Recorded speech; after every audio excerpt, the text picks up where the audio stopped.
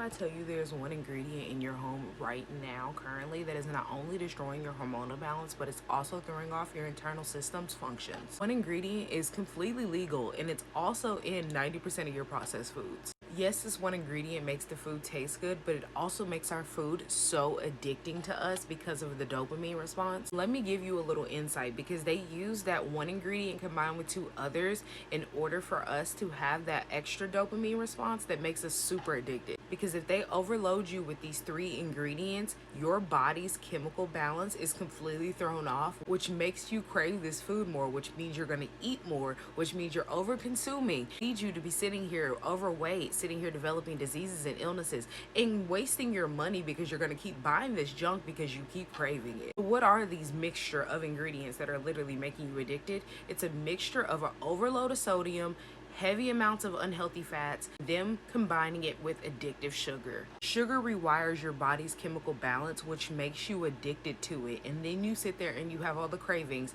Then you sit there and you wonder why you're having weight fluctuations. Skin is suffering overall and you're wondering why you have acne. All of these are linked and related to your overconsumption of sugar. The same thing when you have heavy menstrual cycles, when you're suffering from PCOS, when you're suffering from fibroids or cysts, or you're having any infertility issues.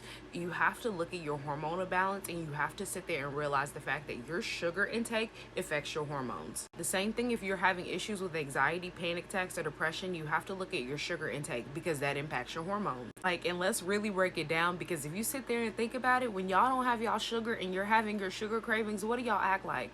A bunch of little crackheads. Let's just be honest. You're fiending for sugar after every single time you eat. You're fiending for sugar at the end of the day because that's your little treat for yourself. You're fiending for sugar, not realizing that you are addicted to the sugar. You're waking up in the AM and going to get a sugary drink, or a sugary cereal, or something for you to fill your body with sugar, not realizing it's throwing off your gut balance as well. That behavior and that energy is no different than anybody begging on the side of the street for some money, for some of their fixings. I'm just gonna say it like that because we're on TikTok. Next time you drive down the street and you see the little junkie begging on the corner, just think, that's you over some sugar. You might not be on the corner, but you're begging and you're fiending. If you're like, that's not me, let me prove you wrong.